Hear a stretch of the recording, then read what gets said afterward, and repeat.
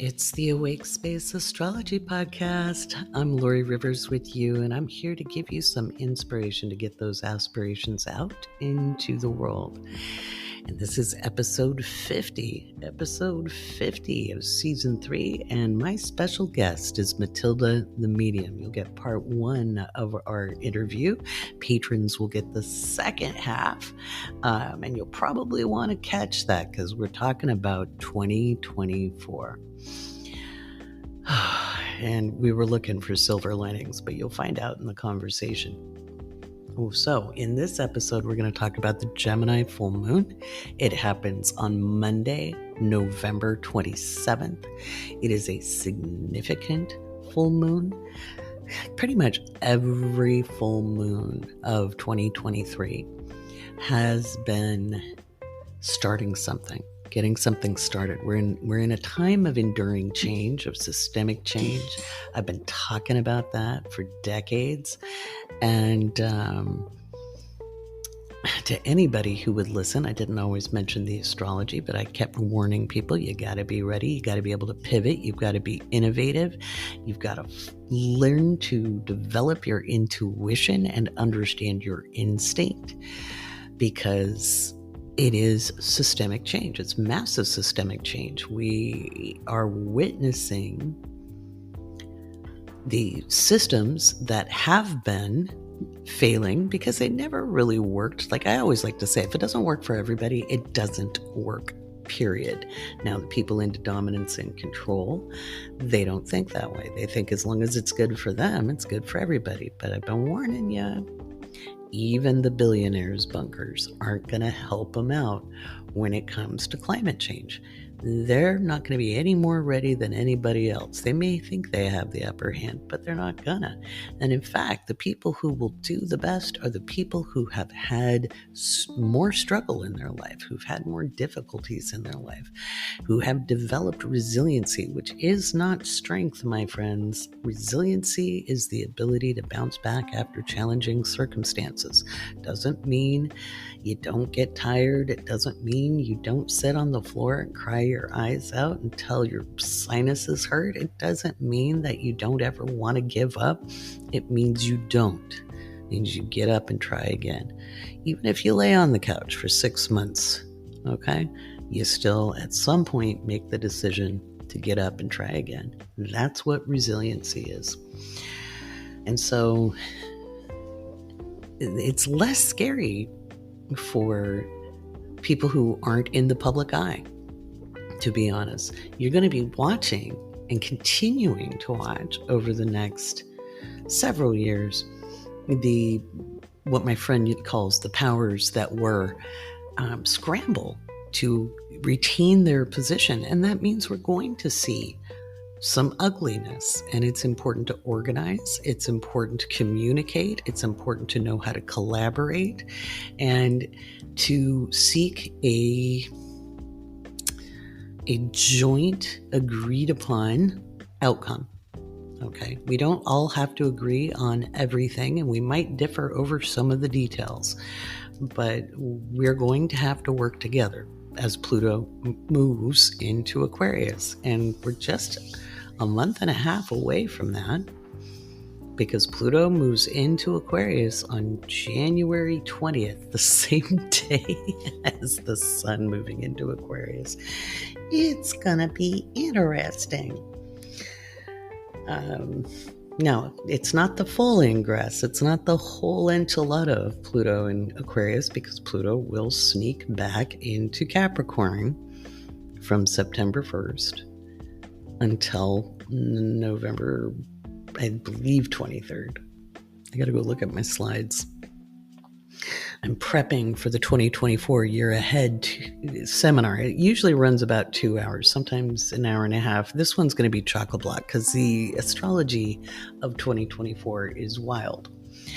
And I invited Matilda to come speak because Matilda is a medium and she does political predictions as well.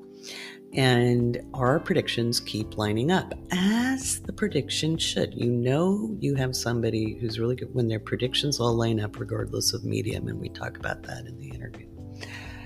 So this Gemini full moon, it's a doozy. It's a doozy, and we're going to be talking about that in the next segment. If you're a patron in the patron-only podcast, not only are you going to get Matilda, I'm going to tell you how to work with that full moon energy. And if you have the astrology planner, if you're in the horoscope level, then I've given you the week of the full moon activities. Now, you want to do those kind of starting Friday of this week, okay? So the day after Thanksgiving, and continue them through the week of the full moon, okay? And that will help you navigate some of the crunchy dunchy times. Let's see, what else are we going to talk about? We're going to answer some astrology questions from our patrons, or metaphysical questions, because I'll take those too. And yeah, I'm going to keep this one as short as I can. I know my Venus in Gemini just keeps me going on and on and on. But I'm moving. So if you hear a little echo, that is because all of my living room furniture is gone. And the kids came to pick it up today. It's a good move. I'm really excited to move near my daughter so that she and I can produce some cool new stuff, including a couple new podcasts. These ones won't be the astrological side of me. There'll be some other sides of me. We'll see how much trouble I can get into. And we'll also, just be good to be near each other. You know, I've missed her. I'm a Cancerian. What can I say? I'm a mama. So it'll be good. And Malcolm will be happy because his BFF is my daughter's dog, Oda. So they'll get to play. So we're going back to where we started, guys. Because if that was a tummy growl, if the mic picked it up. This mic's pretty good. Maybe it isn't.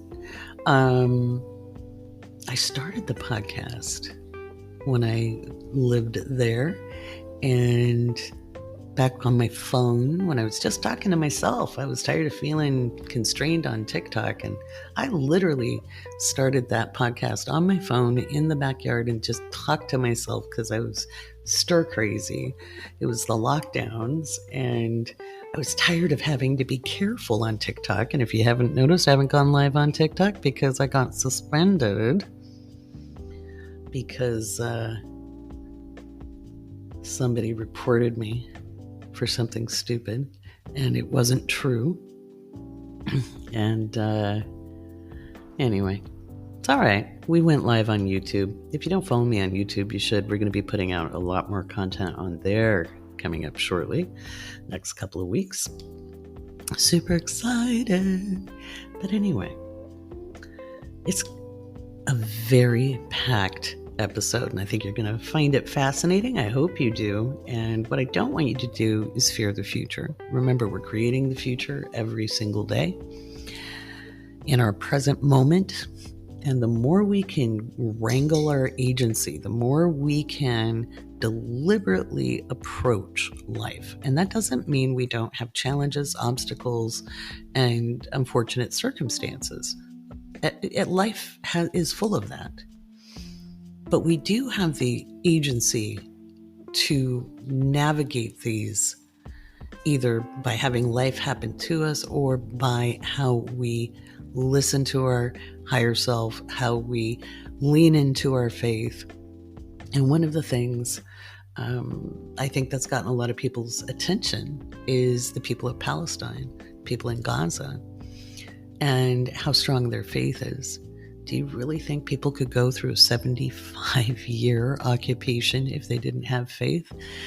And it doesn't mean their life is a bowl of cherries. In fact, it most often is not. And yet they still lean in and help each other. They still look for the blessings in their life.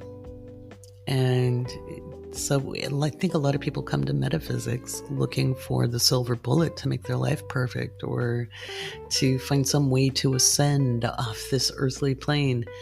And that's not what it's about, guys. We're here to have a range of experiences, and knowing how to navigate through that is an important skill to cultivate. That's why I do what I do. I try to empower as many people to grasp their agency so that we can create a better future.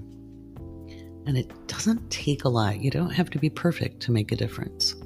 And I'm going to leave you with that. I'm going to talk about the full moon up next.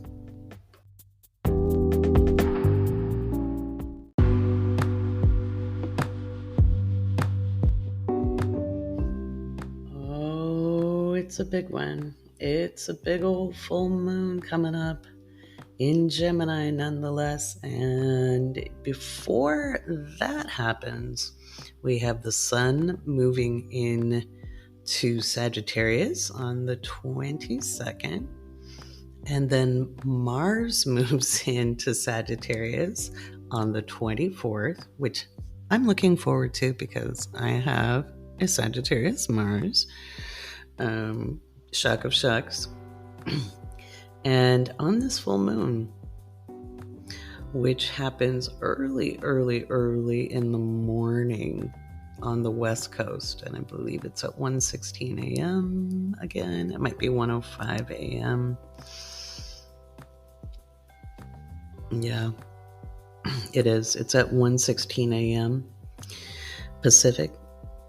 And this full moon, much like the last new moon, has Mars and the sun conjunct. Now, this isn't a cazimi, but it is a 2-degree separation, so it's quite strong. So we have the sun energizing Mars, and it's in Sagittarius. This is anything to do with rule of law. This has to do with visionaries. This has to do with adventure. Tends to be bigger and bolder. And it is in opposition with the moon, because we have, when the moon and sun are in opposition, that's what makes the moon full. That's the full light of the sun shining on the reflective surface of the moon, and that's what gives us our full moon. Remember, if you want to be good at astrology, you have to understand some astronomy, okay? It's not just all, I'm going to intuit it, something about that Matilda and I talked about a little bit. So, my friends, this is a curious chart because Mercury in Sag is at 24 degrees, and it is in a square with Neptune in Pisces at 24 degrees at the time of the full moon. This is going to blow secrets wide open. Lies will be proven to have been said, made, or done. There could be revelations, and I don't mean like the Bible, just things that will be revealed in the cold light of day. We could see issue at various international courts. We could see international communiques. We could see declarations of international merit, and that could be, you could even see a declaration of war come out of this one. And I don't believe towards the United States at all, but I do believe that we could see things expand in the Middle East, or have issues in Europe as well. There could also be some big fires in the southern hemisphere driven by wind, and that could be anywhere in, south of the equator, southwest from here. This could also be things going on in South Africa, Zimbabwe, Tanzania. There could be more discussion about what's going on in the DRC, the Democratic Republic of Congo. And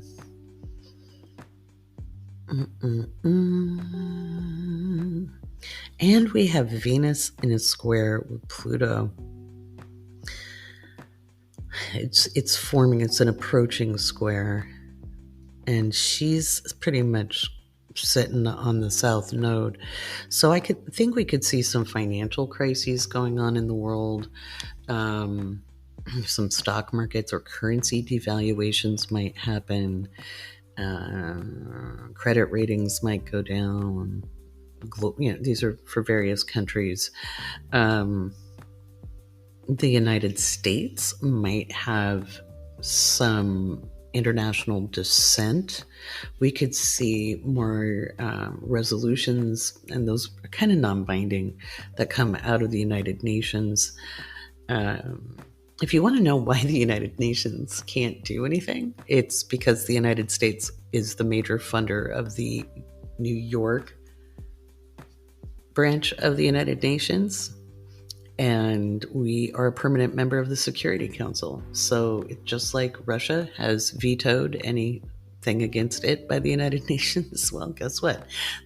The United States vetoes us, anything coming at us, and China vetoes anything coming at them. And, when you have a system, you got to make sure there aren't a bunch of loopholes. And we're going to hear about a bunch of loopholes, and the people are going to be pissed.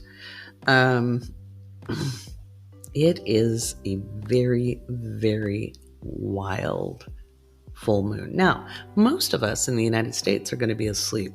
In the States, we could see some big windstorms, and this could happen in the Southwest. So coming up, maybe off the Pacific, there might be like a tropical storm of some kind that sweeps up through Mexico and into the Southwest.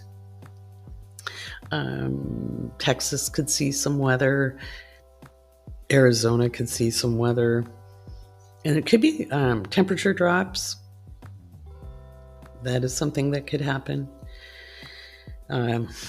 So that's kind of it. There's a lot of international tension, and there's a lot of leaked information. I think we're going to see some big leaks. I think we're going to see some big dissent, and I think it's going to be coming out of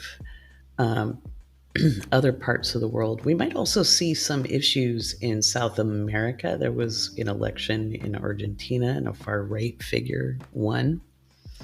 And so we could see some instability in Argentina. And so it's a wild time on the planet, my friends. I know we have listeners in almost all of the countries I mentioned. If you are a listener, be safe, be well, okay? I know I talk mostly about the United States because this is where I live and this is where the majority of my audience is, but I try to make people aware of international issues and that other people in the world exist. I don't know when I made the video, but I think I made the video in late 2022 when I said 2023 would see the beginning of one of the greatest awakenings we'd ever had. And I've said 2020 was a social cultural awakening. We're having political awakenings now in the United States where people are kind of tearing through the propaganda they've been indoctrinated with for decades upon decades. And, I am thrilled to see it in some ways and tired to see it at the other, because it's been a long, hard walk for this person over the years. And so we're going to see more and more people pushing for more and more progressive policy. Don't let the centrists fool you. Okay, centrists are aligned with corporate values. They may not think they are, but when you vote centrist, you're voting for PACs, you're voting for corporate interests. Okay. And I know people are disappointed in Katie Porter for taking APEC money because she said she took no PACs. I think she said she hadn't taken corporate PAC money, and APEC is not a corporation. Well, it's a not-for-profit corporation PAC, but it's not like IBM or Boeing or, the Meat Packers Association or whatever it was. I think she needs to be held accountable for her hard stance. I was very disappointed by what I saw her doing at the Democrat convention. And centrists will tell you there's time and place, and mind your P's and Q's. And that's a pretty cold statement to make when there's a genocide happening. So I think people become more and more and more aware. Okay. Politics makes for strange bedfellows, my friends. So don't be surprised when you see politicians. When you look, you can go to opensecrets.org and look at who's taken money from home. It's a reliable source, And so when people are like, they're not the same, well, they're taking the same money, so they're going to be beholden to the same people. So this is the time to seek out progressives and get them into the house. Okay. And they are going to need grassroots funding. So start now, because we're running short on time, but we have just enough to get going. So let's talk a little bit about that full moon, because, not everybody can be a patron. Not everybody wants to be a patron. So how do you use this full moon? And again, if you are a patron, I'm going to go house by house on how you can make the most of it. And that'll probably come out, I think maybe Tuesday night, might be Thursday. Okay. Because I still have more moving to do. So hold tight. I'll get it out. I promise. This full moon is a time to be really honest with yourself. Okay. You'd probably be sleeping through the fullness of it, but it is a really important time to look at how you've been holding yourself back. And don't beat yourself up for it. We all hold ourselves back. We all have insecurities. We all have doubts. We all have worries. We all have fears. We all have wonderings. We all have inspiration. We all have imagination. We all have, we have it all of us. We're not one-dimensional creatures, right? And so it's really important, and I mean it's really important, for you to allow yourself to see the paths that are available to you based on your own mindset. And so you can look, like, if I keep beating myself up, what are my possibilities? If I change just a little bit, if I decide to be just a little bit kinder, what might happen? Where have I been selling myself short? What stories am I telling myself that get in the way of me feeling more satisfied with my life? Remember, I'm not a big one about living high vibe. I am a big fan of being reasonably content. And I think if you look at how can I achieve that, we so often focus on the money. And money is the result of a successful process, my friends. It is not the answer. Okay. Now, I have been dead broke, no money. Dead broke, no money. No credit cards, no money, no nothing. Didn't own the car I drove. Was lucky I managed to keep it. I owned my computer. I didn't even own my phone. I owned my computer and my dog and the clothes I had.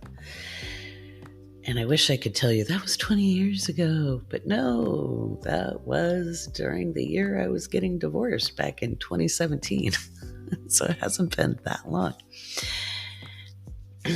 And granted, I did that purposely. I let myself go to nothing because I had been at nothing before. And those weren't of my volition. Those were just life happened to me. And I'm an educated, intelligent woman. But crap happens sometimes. Sometimes the world happens to us. And this time, I knew I was going to free fall. And I let myself float. And I let myself fall. And I had a pretty good soft landing, especially in my friend Kirsten. You can find her on TikTok as Kirsten Joyful Life. She's one of the best damn coaches I've ever known. One of the most loving human beings I've ever known. And if it wasn't for my best friend, I would have been in my car. I would have been in my car until the divorce was final. And even then, it wasn't a big settlement. It was just enough. It was just enough to give me a year to figure myself out and take my next steps. And that's what resilient people do. They take a minute, they regroup, and they're like, all right, how do I take my next steps? You have to stop looking so far out into the future and seeking a guaranteed outcome. And this full moon is really going to show you where you do that to yourself. Where, well, if it doesn't work out this way, I don't want it. Well, what do you want? How are you going to get there? Do you have a plan even? I know there's the axiom, a journey starts with a single step. No, a journey starts with a freaking plan. Okay, you have to pick a destination. Otherwise, it's just a walkabout. Now, you're free to do a walkabout.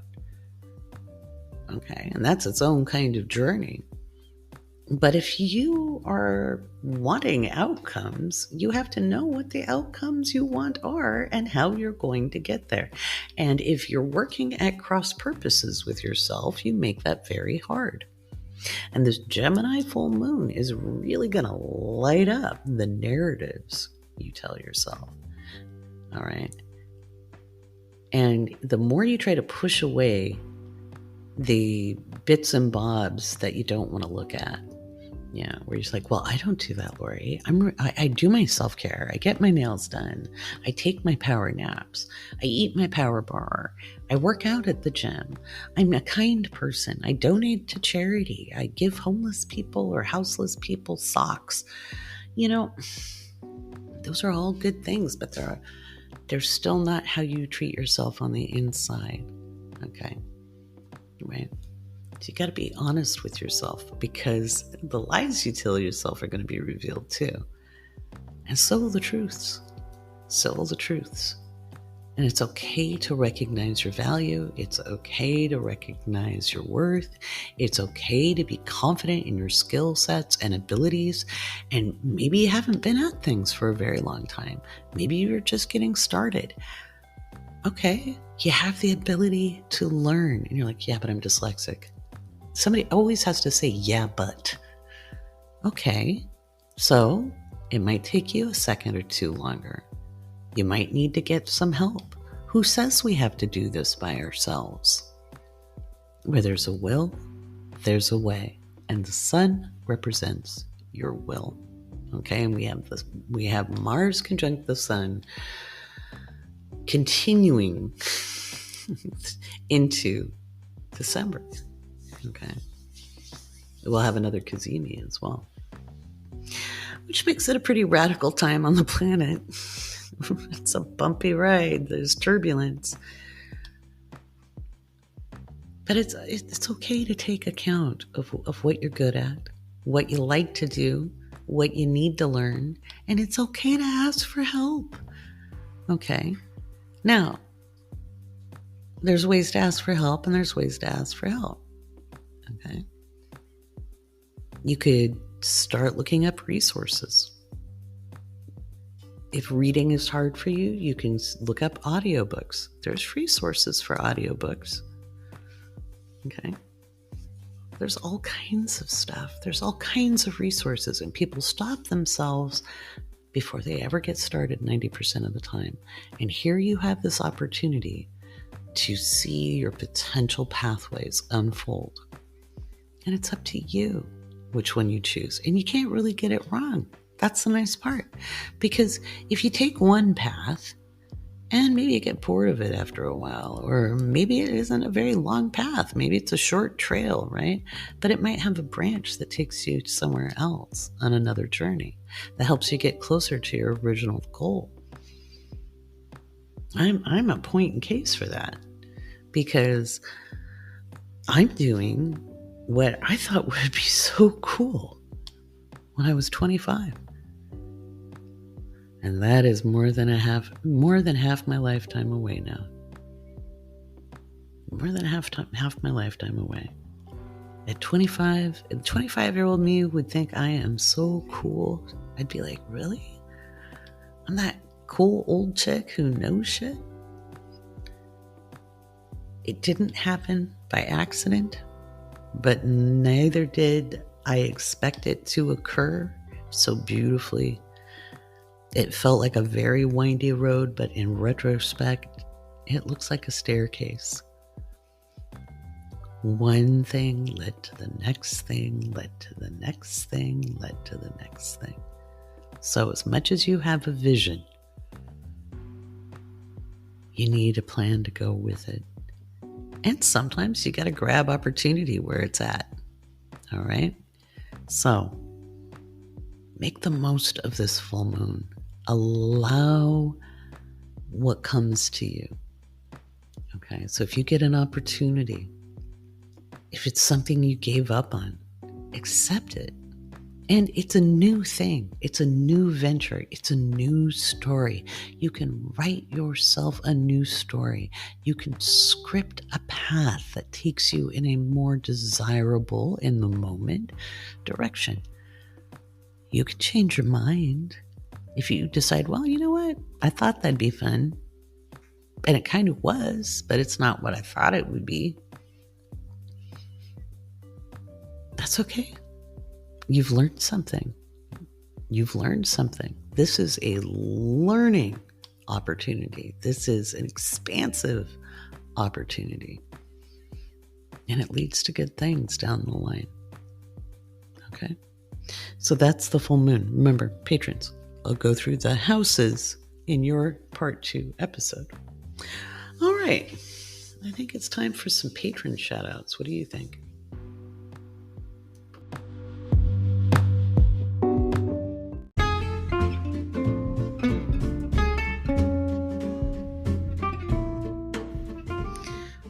You heard the music.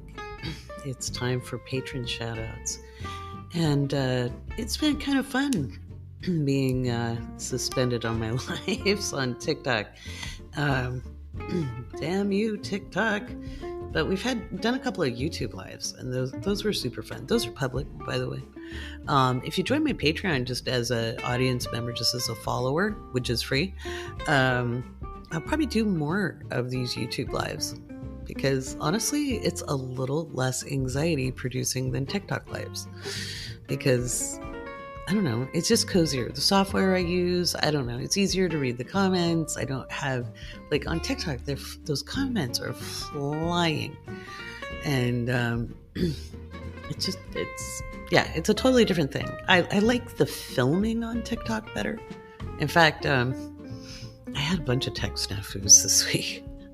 Oh, patrons, you put up with me so beautifully. I ended up, like, the software that I've been using for crunch reports to do the videos wouldn't record, wouldn't even bring up any kind of recording. So I filmed on TikTok and downloaded it. I didn't even publish it because it's for patrons. And that actually ended up for the best thing. Because I can use the green screen effect. And so it's like, oh yeah, now you don't have to look at me stare at my phone. So crunch reports are better. It's crazy. It's crazy, I tell you. Alrighty. Here's our newest patrons. Alyssa, Diana, Kathy, Katie, Ashley Martin, Laura, Katie, Hannah, RR, Kaylee's not home, Alicia, Terry AS, Jamie, Eleanor, Christy, Candace, Barry, Bethany, Luz, Nix, Joshua, Asha, Aaron, Krista, JG, Hilga, Megan, Christina, Catherine, Diane, Aaron, Tara, Nahimi, Shantae, Eliza, Benny, Bobby, Yvonne, Jessica, Mary Kay, Isabeau, Paola, Gabrielle, Marie, Leslie, Liv, Diana, Elena, Carmen, Chelsea, Laura, Leanna, Maddie, Victoria, JC, Erica, Beverly, Asipsy, Jessica, Emma, Jasmine, Jen, Austin, Danny, Liz, Stacy, Lorna, Rebecca, Sarah, Mandy, Alex, Christina, Jennifer, Nicole, Joyce, and Mari. welcome. Thank you for your support, patrons. Full moon ceremony is next week. I'll get those links up in the Crunch Report tomorrow. I'm moving, so bear with me. It's a little traumatizing, even though it's a good move. I have had to move so many times in my life. Like, this is my 24th move in my life. And I lived 9 years in the house I was born in, so to speak, from baby to 9. And then 2 years at my grandma and grandpa's house when we were taking care of my grandpa and grandpa. And then we bought the house next door, and I lived there till I was 18. And then between 18 and 54, I have moved 21 times.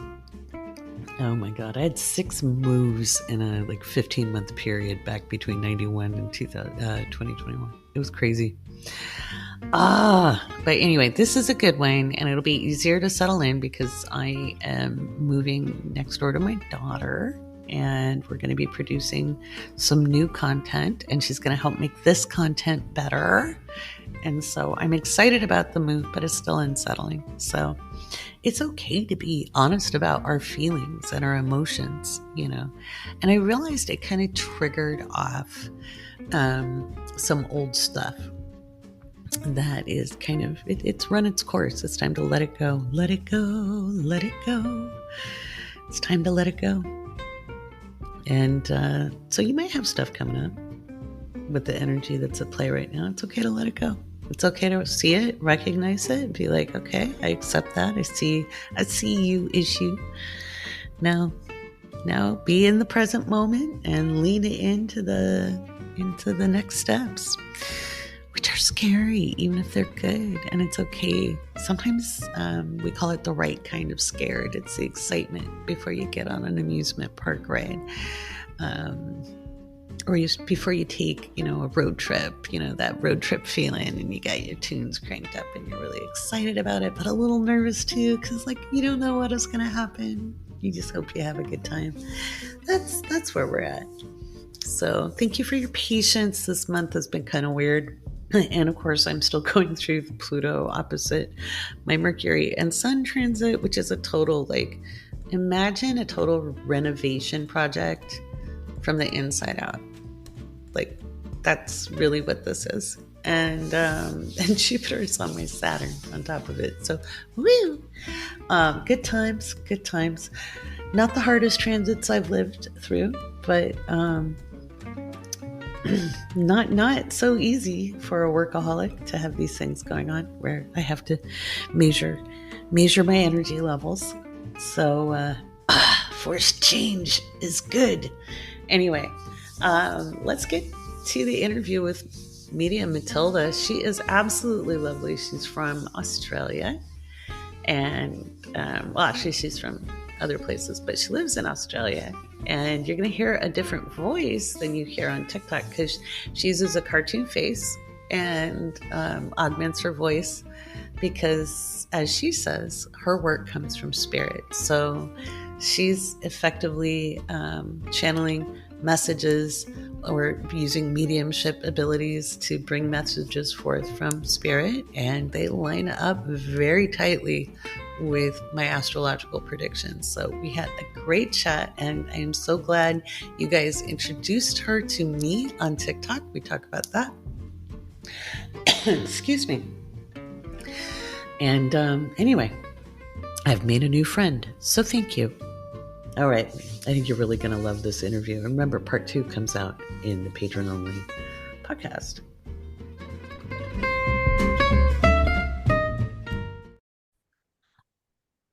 All right, everybody. Here's what I promised you. I have Matilda, the medium, with me. We met on TikTok in the funniest of ways. And so I want to welcome you, Matilda. Welcome to the Awake Space Astrology Podcast. Thank you for having me. I'm so excited. This is so funny. Now, I kept getting tagged about you, but I think you got tagged about me first. I did. It felt like every video I was making, I would get this, oh, Laurie said that, or at the Awake Space said that. And I'm like, I better check this woman out. Right. And then I got it and I was like, let me go check it out. Cause you know how it is on TikTok. A few of us are real. Just And a I few. saw you. Yeah, just a few. Handful. But I was like, oh shit, she's the real deal. Damn straight. And so it's just fun to have our predictions line up because they come from different media, different forms of interpretation, but they line up as they should. As they As they should. should. Yeah. So we're going to talk a little bit about 2024 because we're seeing some really similar things. And guys, buckle up Yeah, because it's a wild ride. it Go is ahead. going to be a wild ride, but we will get through it. We'll soldier on. Because there's only one way through it, and that's through it, right?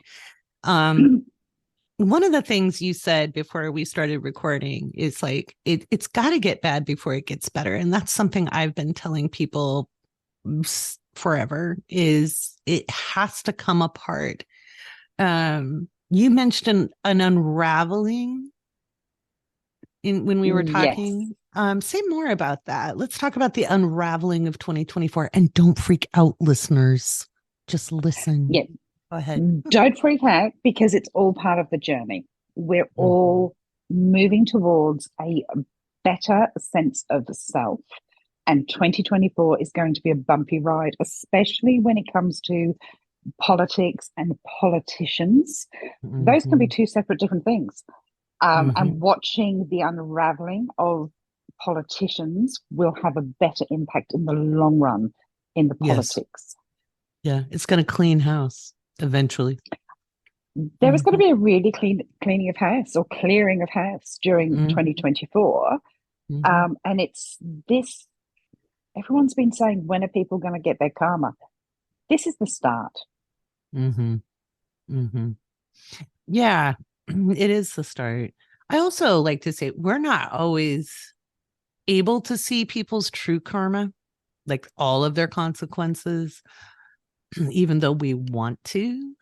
It's not always ours to see, and we kind of have to focus on our own. And I see that as a big one in 2024 too, is the karma of complacency, the karma of passivity and centrism, like trying to like not rock the boat.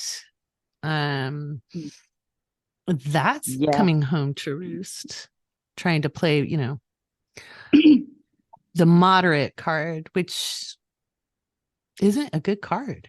It leaves marginalized people exposed and vulnerable, and it leaves like too much compromise with dominance and control. So we It both really think you need is. to vote. Go ahead. It really is about people stopping sitting on the fence and stopping being keyboard warriors. If you've got something to say and do, use your vote. This Yeah. whole, I've been shown this for a while about democracy and the taking democracy seriously and the Mm-hmm. lesson in learning how fragile democracy is. Right. And this is Yeah. one of the biggest lessons that's going to be learned over the next 12 to 18 months.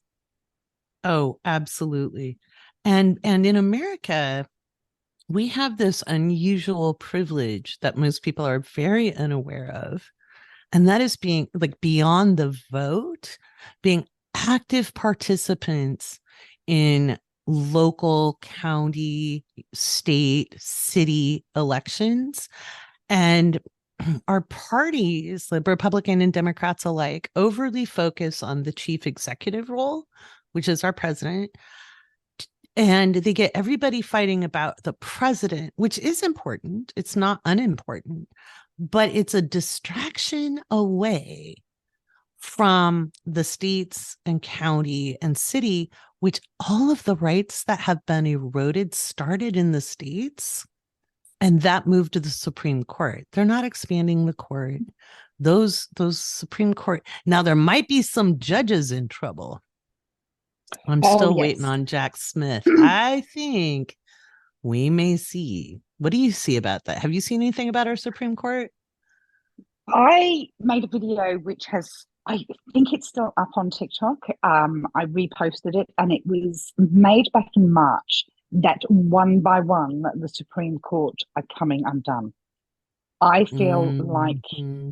I did say about one in particular that his wife was going to get him into trouble. Yeah, Ginny Thomas. Yeah, she's a terrible transit in his chart. And he's going to use that as an excuse, either illness or something around her as an excuse to leave.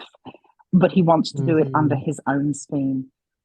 There's a lot to Mm-hmm. come out with the Supreme Court, and the way that it is going to be put back together over the coming years will change the way they recruit in the future. Right.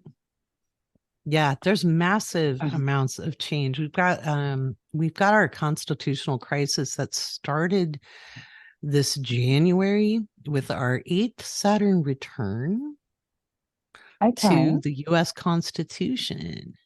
And I was talking about that earlier in the year and last year as well. And you're seeing it, like not being able to seat a speaker and then losing the speaker, which all of that was pretty easily predicted. But I think Clarence Thomas is in a boatload of trouble. And I think Jack Smith might be, especially since Mark Meadows now got immunity. That means he's handed everything over.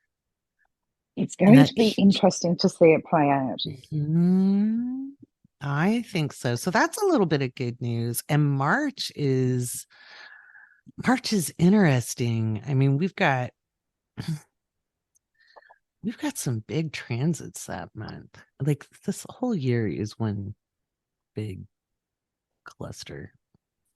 It is going to be a real cluster. And you are quite right. We don't always see the karma happening.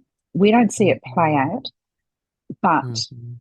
it is going to happen. And a lot of it will be hidden in plain Mhm. sight. Mhm. Mhm. Somebody's going to get a cold, somebody's going to get a flu, somebody's going to have to suddenly retire for health reasons. Mm-hmm. um there's probably going to be, you can't deal with power and expect power to just go away,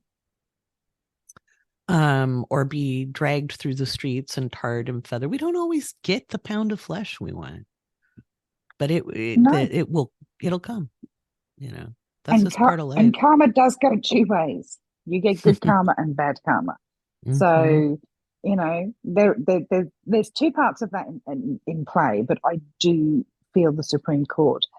I was shown three members of the Supreme Court over the next 12 Mm-hmm. to 18 months Mm-hmm. being replaced, removed, Mm-hmm. something around I them. wonder if that would be Thomas because of his huge breach of ethics and law, potentially. I think he's broken the law, like if he's ruled with because of gifts, etc. If that, even though they just now put in a code of ethics, God help us all. I Um, can't believe there wasn't one. Was there not one? that's the one thing Trump did is he showed like his absolute chaotic nature, showed every little hole in the system because there were certain assumptions back in the 18th century, like honor. Um, and they still had duels. They'd be like, well, if someone's dishonorable, they'll have a duel. You know, um, we don't have that, and we don't have those ways of keeping each other in check. And so those holes in the system, because he was such a wrecking ball, showed all where everything needed to be shored up in the system. And we've been too passive in the last half century, almost a century. um, like back in the 19th century, people were very involved in their local politics, as much as they could be. Even women, even if they didn't have a vote, they would still show up to public meetings. which is where Robert's Rule of Order came from back in Oh, yeah, Robert's Rules of Order became a thing because in the Pig War, which was a fight in the Pacific Northwest against the British in Canada over the border, there was a general named Roberts who got so tired of the American settlers taking like 10 hours for a public meeting and having their say that he was like, okay, there's got to be some rules to this. And that's how that happened. So there you go. Who knew, right? It was because of the Pig so War. so can we say that Trump had his uses? He did. He did. He's a vile, squeamy, icky guy, but he was a useful wrecking ball. And this, I always like to tell my clients, even the worst conditions or the worst scenario can lead to a positive outcome. It doesn't have to happen that way to lead to good things, but the universe will take anything and turn it into something useful. Absolutely. The universe is always, if they give you that uncomfortable, I don't want this anymore, I don't like being in this situation. That is the universe telling you to change your situation. Absolutely. Yeah. Yeah. And it didn't matter how many of us were educating in the past. Like, it's funny, they act like, all those older middle-aged people weren't activists, and some of us have been for a really long time. And you couldn't get through, especially the liberal centrists. You could not break through to them, that, hey, Islamophobia is bad. Not every Arab's a terrorist. Not every European's the good guy. Not every American's the good guy. There's good people and bad people everywhere. And people will be like, no, it was like, okay. And people wouldn't take time off to speak with their representatives. Like, a lot of people don't know they can. Like, when they try to convince you to get rid of lobbying, that's your constitutional right. We want to get rid of paid lobbyists. Paid lobbyists. People don't realize these people are supposed to be public servants. They are there to serve the public. If you want to speak to them, you go speak to them. Yeah. Every state has different regulations about that. Some of them require appointments. Some of them require security checks at the Capitol because of obvious security reasons. But in most states, you don't even have to register as a lobbyist to show up and talk about something that matters to you with your public officials. And they will listen. I used to do that for free about things that mattered. When my daughter was really young, I used to take her with me because I wanted her to know she had a voice.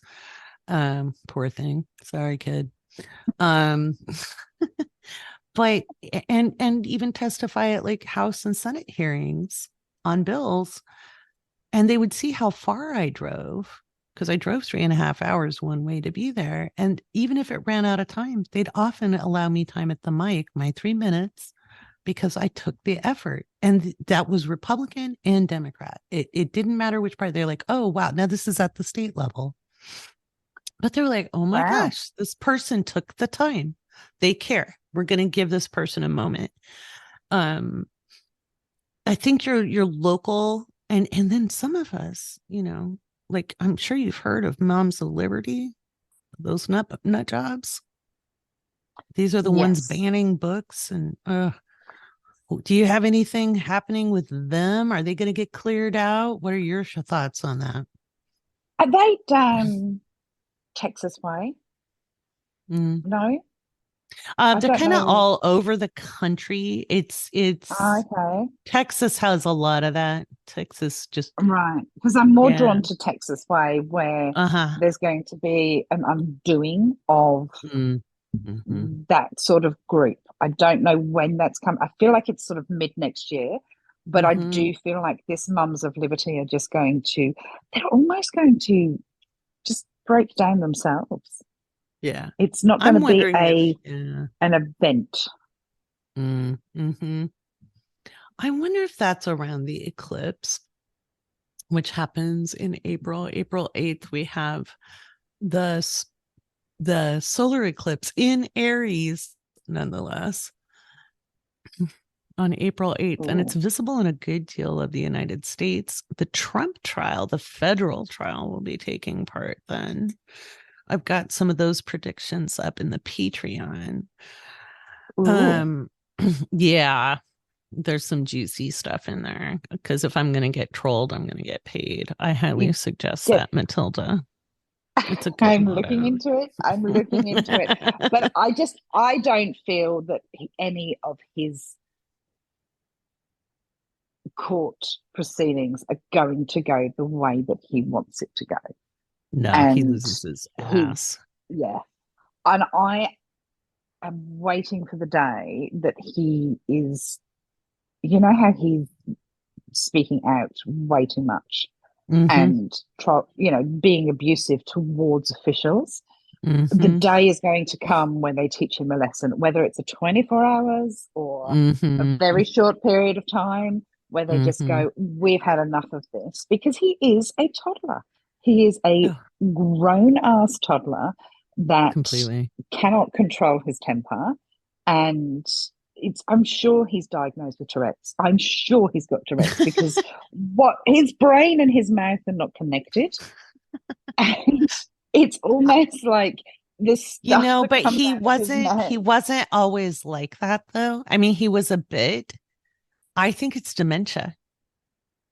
Oh, 100%. When I look at vascular dementia, though. I feel like he's got a form of vascular dementia that is causing a lot of this, and there's like plaque on his brain. I linked into him once, and all I felt was that his brain was full of mashed potato, and it just his renal system is really hosed too. His renal system. He's not been nice. He's not been kind to his body. He's not been good. He's really icky. Reminds me how old he is. Actually, he is about the same age as my mother. I think he's a year older than my mom. I think he was born in 46. I can pull up his chart. Okay, so he'd be what, 78, 79? No, just younger. Just younger. Okay. He's like I'm 54, my mom's 70, so he's like 77. Gee. So he's right in a really delicate kind of age for health crises, because you can be like rock solid and then bam. So I just feel like he's going to have 46. There's a stroke or something. Yeah, I agree. Yeah, I feel with him, I almost feel like he's going to be removed from the history books. That his presidency will be void. I've talked about it being like an annulment. I've talked about that in the past. Yeah, I've talked about that in the past, that I felt there was a potential that there was almost an annulment of this and any appointments he made because of potential foreign implications. And not just the documents he shared all over the place, but actual I have a lot of faith in Jack Smith, even though I don't have all of his birth data. I managed to scrounge some up, but Jack's the same age as me, and I know the type of guys who went into that kind of law.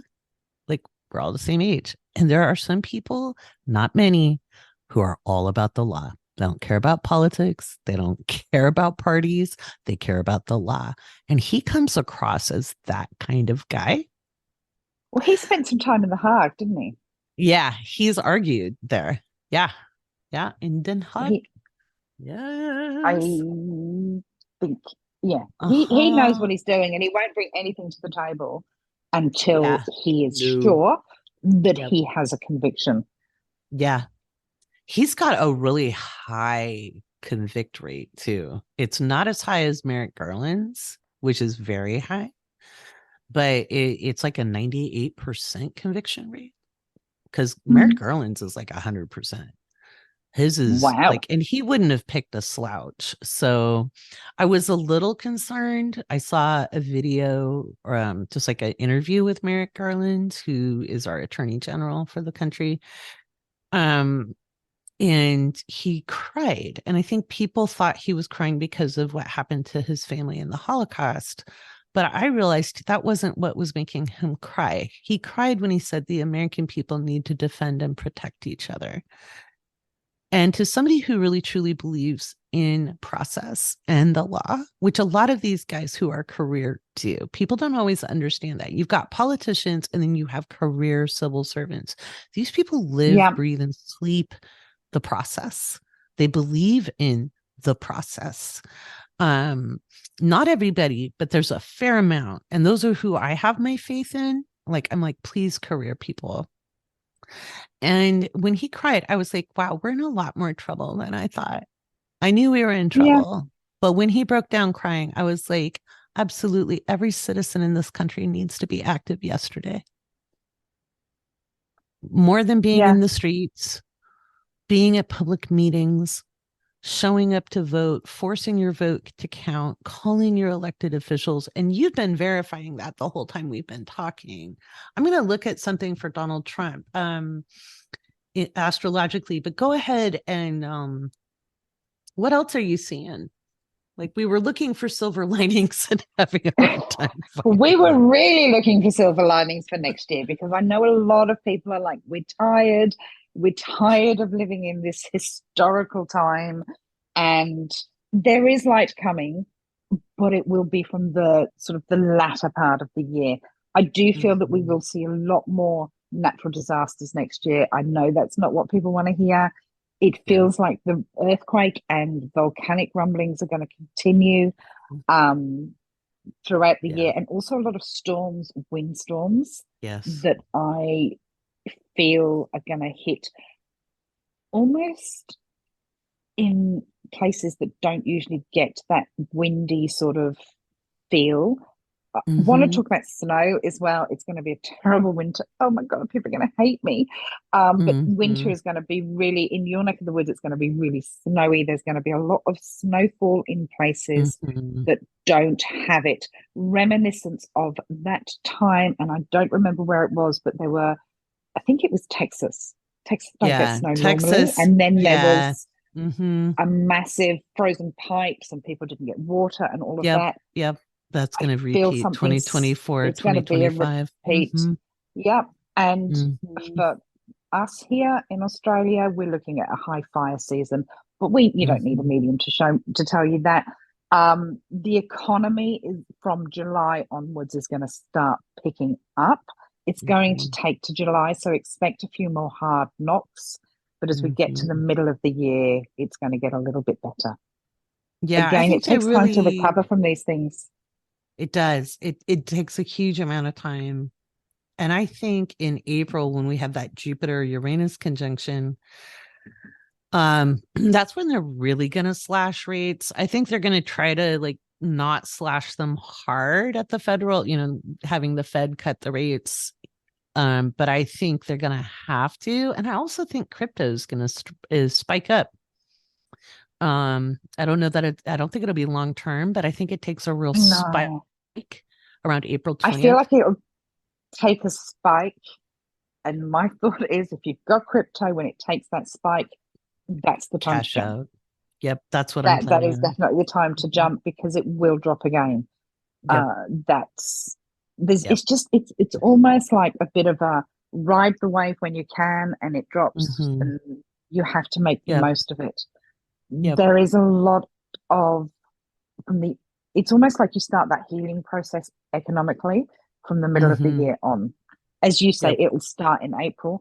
And here in yep. Australia, I don't feel like we'll see much interest rate slashes until the middle of the year. So I was looking at because we did my slides back in June, right, for 2024 for my presentation, and I've been Oh yeah. reviewing them because I try not to hold on to like you. If we held on to every prediction in our head, or we'd never be able to think, right? So you let it I'd go wash through. lunatic. But Yeah. I wrote for July. Here's a sneak peek of what we'll be talking about on December 3rd at the 2024 Year Ahead seminar.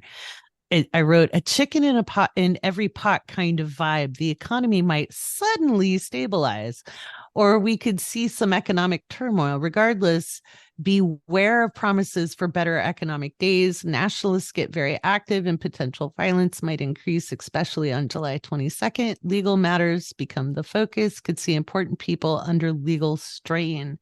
And important people could be anything from billionaires, CEOs, politicians, celebrities, all of that. Anybody in the public eye. It isn't Yep. that all humans are not important. Okay.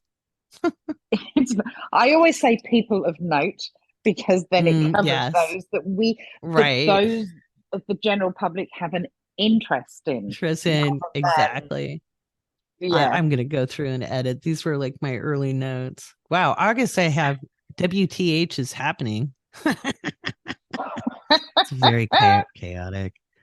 There's a lot of accidents, air traffic disruptions or crashes. I wonder if Oh, we could see massive windstorms or air quality issues. I wonder if we see like a volcano going.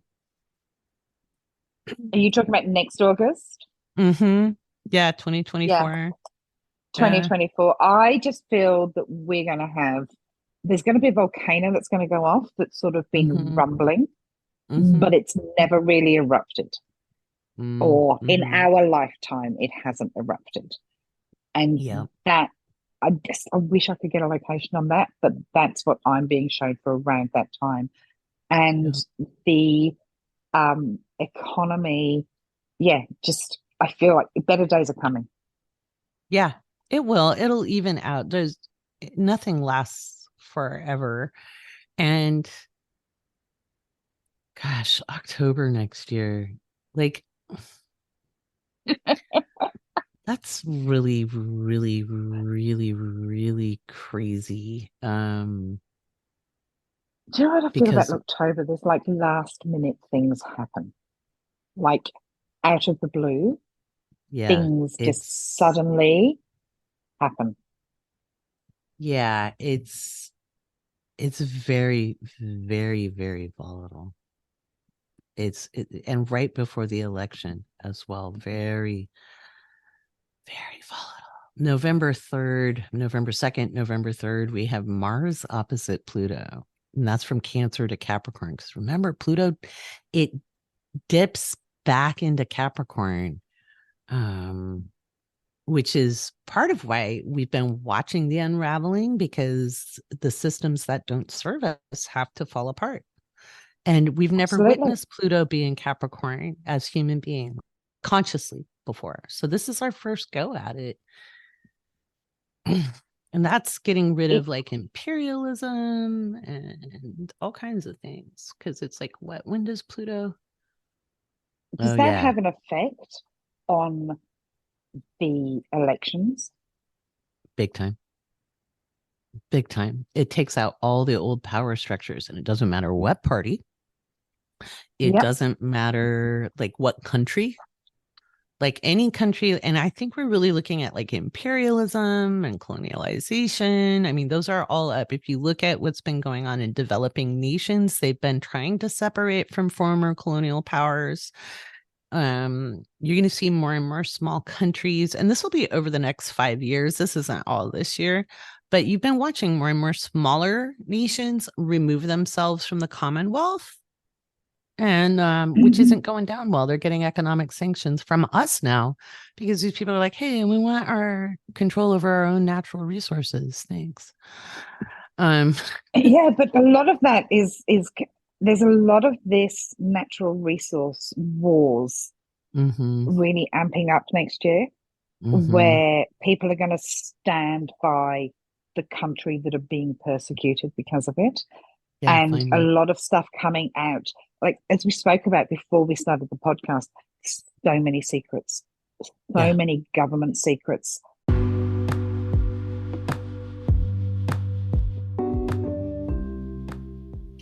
All right, my friends, it's time for some astrology Q&A, and this is where I answer questions submitted by the Awake Space patrons. And there'll be more on the Patreon-only podcast as well, but we're going to answer, a couple here. Let's take a look. Let's see what I got here. And if you submitted questions a while ago, I'm getting through them, guys. I'm getting through them, I promise. So let's see. Ooh, good question. This question is from Alexis. Which sign do you think is the most misinterpreted by the social media pop astrologers? All of them. Every single one, all 12. Cancer as being weak and the crybaby, and I'll say it over and over again. Cancers cry so they don't kill people. It's a very tenacious sign. I mean, think about it. Yeah, there's softies on the inside, but think about a crab. They grab onto you. Oof, you've got one heck of a sore thumb. I think the other one is Gemini. Gemini gets so much hate, and they're not two-faced at all. Not really. If you've had problems with a Gemini, that could be because of the synastry in your charts. But Geminis can be very faithful, so they're not always players. They're not always, every sign can cheat. Oh, that'll be a good question to put up on the Spotify. I'm going to put up a question. Should I do a special episode about how the different signs cheat? Because all 12 signs can be cheaters. Every single one of them.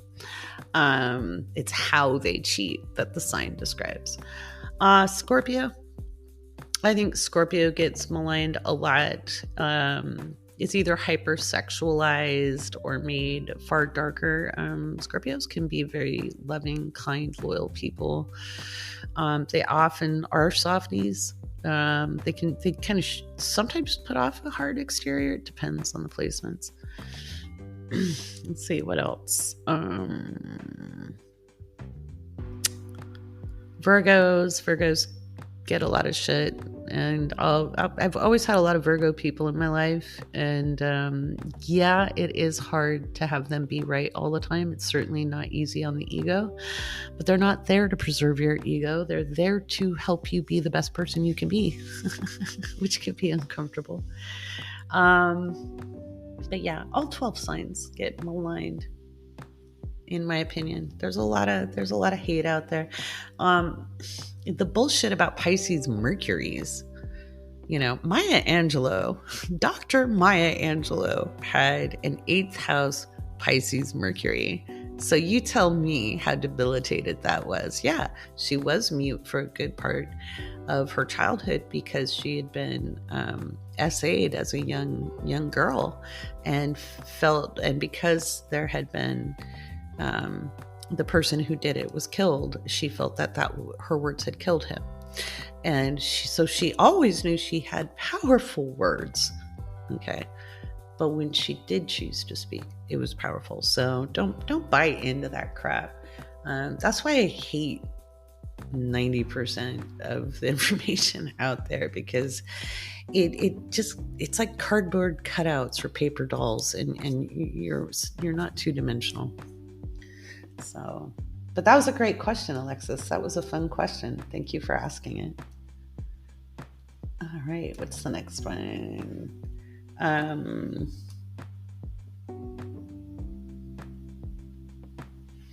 This is also from Alexis, and this is a really good question. Will a chart say 30 degrees, or does it jump from 29 to 0?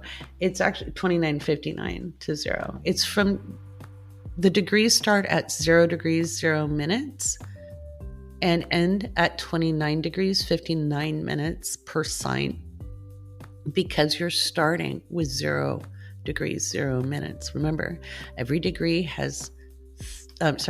sign has 30 degrees. Every degree has 60 minutes. Okay. So, and I made a little rhyme for it. So every sign has 30 degrees, 0 to 29. Every degree has 60 minutes, 0 to 59. It's not really a rhyme, but it's a way to remember it. But that's a good question.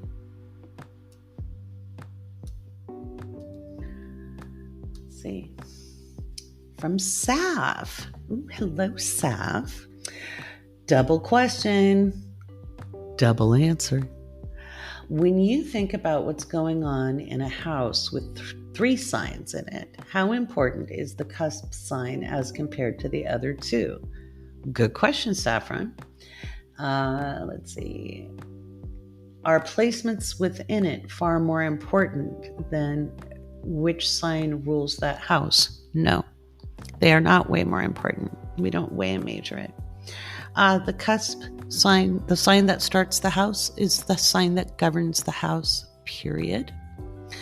The sign sandwiched in between two other signs is called an interception. And it is unlocked via transit. It usually shows, and I have a little video about this on YouTube. It usually shows in someone's natal chart that is an aspect of themselves that was unsupported in childhood. Now, it wasn't necessarily unsupported because somebody was surrounded by mean people. It could have been you lived in the wrong part of the country to do the thing you wanted, or the wrong part of the world to learn the thing you wanted to learn. It could be that, maybe you wanted to do stuff and the materials weren't around. It could have meant that your family didn't have the means. It doesn't always mean like you were unsupported. It just means that part of self was not supported. It could be through cultural and social means as well. So that is unlocked through transits and progressions as well. As you progress, those interceptions will unlock as well.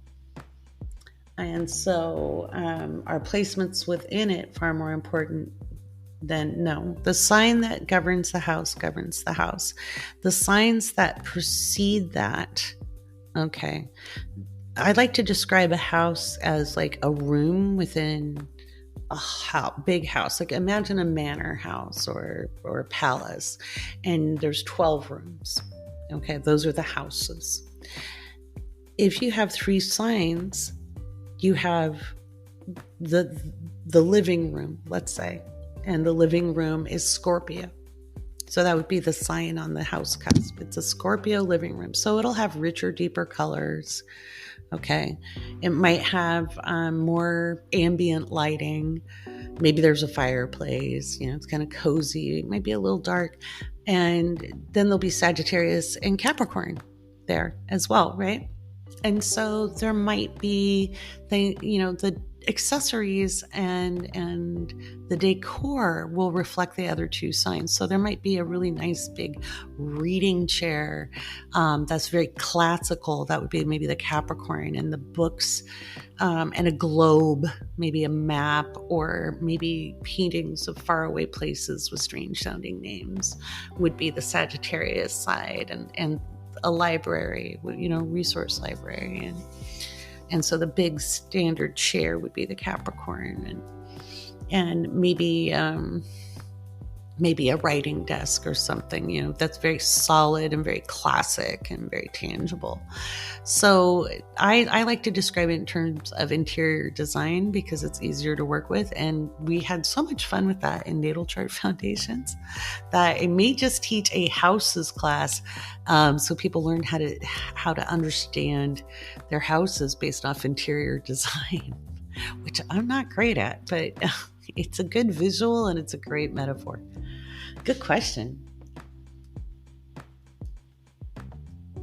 I think it's really important to not say, is this more important than that? I think modern astrologers from like kind of the 50s to the present, especially with a lot of male attitudes of wing, this is dominant, this is masculine. Dominance didn't even exist. Like the dominant planet thing, that is a new internet thing. That was not even a thing when I was learning astrology. Like it has no classical background. The weighing and measuring and giving points to things, that all came with computer software because it was a bunch of math nerds going, oh, this weighs more than this must be it. And I think things are far more synthesized and subtle than that. I think we want it to weigh and measure because it's easier to keep things in black and white, good and bad, stronger, weaker, dominant, passive, submissive. But that's not really how it all works. So Bjork, I love you. All right. Hi, Laurie. So I was wondering if you would consider doing an episode on how to tell somebody's natal insert planet using some examples of celebrity birth charts. I've been following along in the Planet of the Month Club and having a hard time differentiating between each of the planet's unique expressions in someone's chart. You need to be looking at your own chart first. Would also be fun to hear how you can tell someone's ascendant based on their appearance. You're welcome. Thank you for asking. So these are all classes, like the natal placements and how to understand it in somebody's chart. Those are all classes I teach. As for being able to tell somebody's appearance, that's something I can do in Patreon because it really has to be visual. And it's not just from their ascendant. There's lots of factors involved, So, but yeah, I can do that in like a video. That's kind of hard to do with audio alone because obviously with somebody's ascendant, you're going to be looking at their features, their physicality, So, and there's more to somebody's appearance than just the ascendant. The ascendant's kind of a baseline, but there's the moon and the sun that plays a role as well. But yeah, that was cool. I can try, but we're going to be doing more celebrity charts. So we'll get Mackenzie on because she's the celebrity gal. But yeah, I like that. Ask me in Coffee with Laurie a little bit more too. You guys can come into Coffee with Laurie in the Discord, patrons. And that happens the last Sunday of the month. All right, who's next?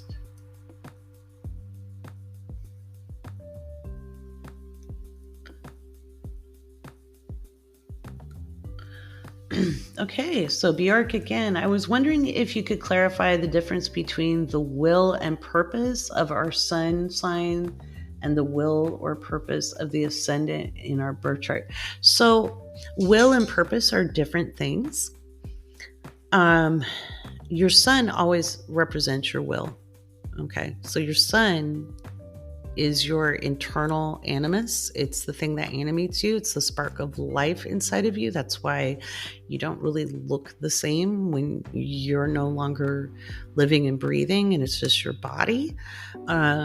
So the sun is the spark of life, and it is also your will and your willpower. Purpose. The purpose of the sun is your animating force, right? So the purpose of all suns in people's charts is the animating force. The ascendant is your physicality. And if you're a patron, which you are because you answered the question or you asked the question, these things are broken down in Astro Guide Volume 1, Issue 1. Okay, so maybe not I may not have used the word will or purpose, but the descriptions of what everything means, including the houses, which includes the ascendant, is in there. And the story of the houses is one of my very, very favorite things I've ever written astrologically, because it shows the unfolding of human consciousness and through the houses. But the physicality, that's the I am nature. I am in a physical body. And the purpose, I wouldn't look too deeply, like what's the purpose? I would say, what is the energy versus purpose? We often put a lot of weight on. And so I would say, what is the function? What is the function of the sun? What is the function of the ascendant? The ascendant is the gateway to self, and it's the physical vessel. And the internal part of that in the first house is, because the ascendant is just the cusp of the first house. It's just the rising sign, the line. Okay. The interior of the house, the first house, is our understanding of self. It's our identity. Okay. It's how we describe ourselves. It's how we assert ourselves all of that is shown through the first house, and the ascendant also shows how we defend ourselves, assert ourselves as well in the physical, right? Because the physical body is vulnerable and we'll need to defend or assert ourselves in the world. Great questions. Okay. Let's see what this one is. Alrighty. Let's see. Stacy, I just had my second progressed lunar return. What does that signify and what can be expected next? Oh, okay. So your progressed moon returned to its natal placement.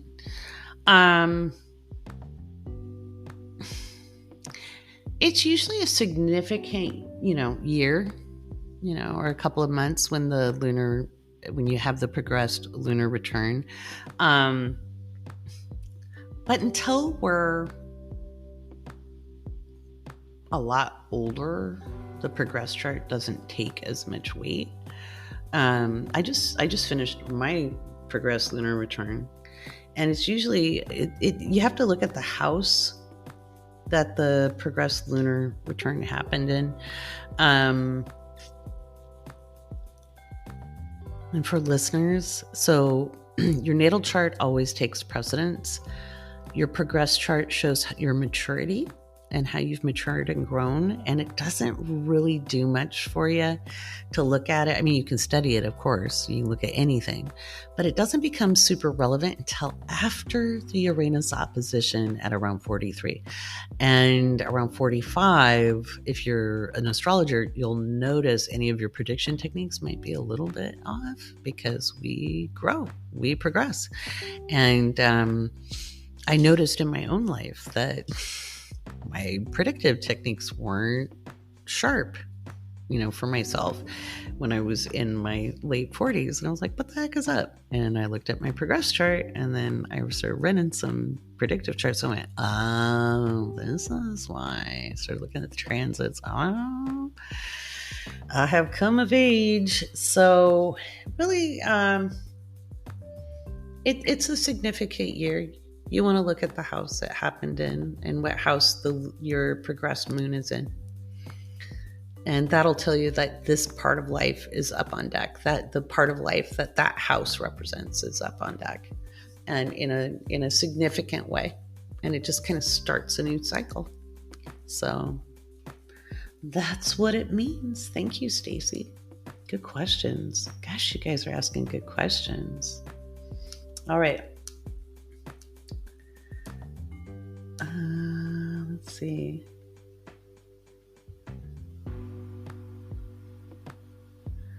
Alexis asks, if one were to start a podcast or other similar creative venture, you could say a business, I've read your question, anything, any endeavor, what step would you cast the chart for it? When you record, create it, or the moment it's published live? The moment you publish it.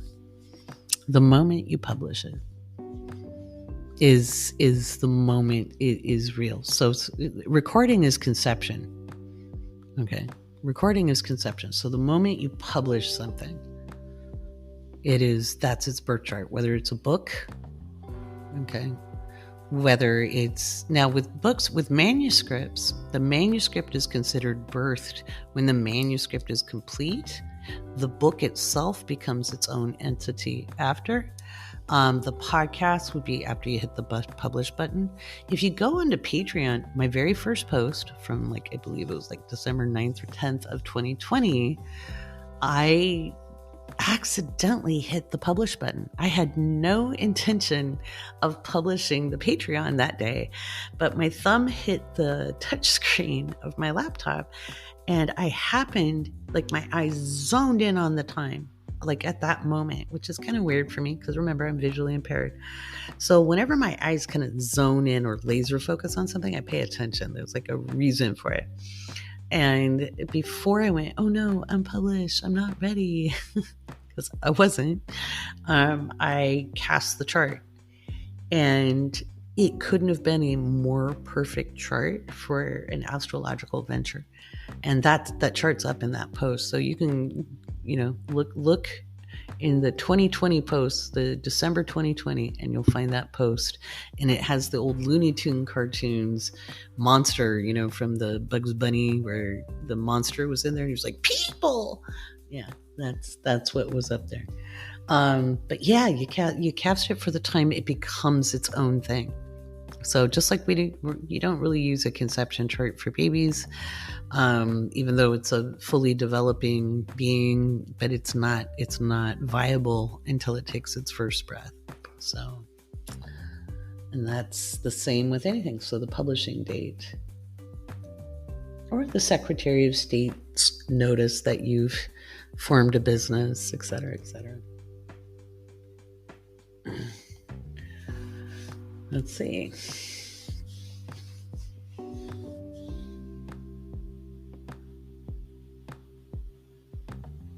Jess, how would you interpret interception signs without a house in your chart? You you need to go watch my video on interceptions. So everybody should be using Placidus if they're following me, first of all. So interceptions only happen if you use Placidus or Coke or Campus. They don't happen in equal houses. So if you really want to understand interceptions, I did a really great introduction to them in a video on YouTube. It's short. My videos on YouTube are short. They're like 15 minutes or less. Okay. I try to keep it, and they're very visual. So I circle things. There's red arrows. There's moving. There's astronauts that float in the air. I did them myself. So an intercepted sign is always going to be sandwiched between two signs within one house. Okay. So when I answered Saffron's question, we used the idea of a Scorpio rising with Sagittarius in the center, sandwiched, right? And then Capricorn being the other piece of bread. So Scorpio was the top piece of bread. You get the meat in the middle, and then you get the other piece of bread with Capricorn. You don't get the meat until it's activated by a transit, usually. Okay. It still functions. It's just subdued without activation. Now remember, the moon transits that interception every freaking month. People ignore the moon to their detriment. You got to pay attention to the moon. An intercepted house. Okay, so there's intercepted signs and there are intercepted houses. So a sign is intercepted when it's sandwiched between two signs. An intercepted house is when you have a house that starts and ends with the same sign. So let's say you've got Leo on the second house cusp, and the third house also starts in Leo. That means the second house in Leo is intercepted. I hope that answered your question. All right, one more and then we'll be done. Well, actually, let me check. How much time do I have? Oh, I have just enough time to answer one more question. I can only record like in 30-minute blocks on this podcast software. All right. It was a good question. One last one. I'll load you guys up. All right. Shelby, aside from physical appearance, what else does the first house represent in a birth chart? Okay, so the rising sign represents the physical appearance. The first house can also influence the physicality, but just like I explained a little bit earlier, which you didn't know I was going to answer that question, so this is just perfect timing. It is our concept of self, okay? It is our interior understanding or identity. It's how we view ourselves. It's how we assert ourselves. So how you walk into a room. That's one of my favorite ways to describe it. So let's say you go to a conference. Some people are going to walk in the door and immediately have all eyes on them. They're just like, see me, hear me. I am here. The fun has arrived. Here I am. Other people might walk in cautiously, kind of with their head down and looking up, kind of under their lashes and being like, is this a safe space? Maybe scoot towards the wall, give it a scan. Other people might walk in and be like, do I know anybody? Do I know any? And so the sign that governs the house, which is the ascendant, is going to let you know about like how you kind of put yourself out there, right? It can also show your sense of style. It can indicate, not always, but it can indicate your height, your physical shape, the type of hair you have. It just depends. That's a good question. Alrighty, that's all I've got time for today. We'll answer more questions in the patron-only podcast. Remember, if you're a patron, you'll find the link for submitting questions to the podcast in every Crunch Report post. Okay, you got to read the post, not just watch the videos, because that's where all your discounts are. That's where all of your perks are, all the links to the various videos I've done. It's all in there. I give it out a couple times a week. So make sure you read through it and find those links. Don't ignore the posts because that's where your goodies are. All right, I'm Laurie Rivers, and it's always my pleasure speaking with you guys. Thank you so much for your support. Oh my God, I forgot to announce this, and I don't want to record another segment. Out of the top 60 astrology podcasts listed by FeedSpot, we are number 19. We are number 19. Like, that's crazy. Because there's some really big names, like only a couple ahead of us. We can do this, guys. Thank you for bringing me all the way here. Let's keep going. All right. Take care. Safe journeys. Be well. Be kind to each other. Be kind to yourself. And may you find inspiration this week to keep you moving along your journey